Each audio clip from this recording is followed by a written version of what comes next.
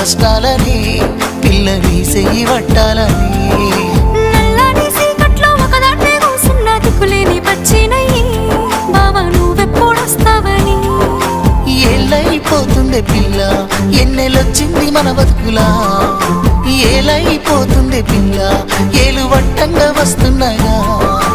ఇన్నాళ్ళ ఎడబాటు ఎడవాసిపోతుందిలే ఈ సీనయ్య గుంటున్నదే సినదారా నీ కోసము ఈ దూరాన్ని చెరుపుతూ తీరాల కగిరింది అందాల ఈ మానవు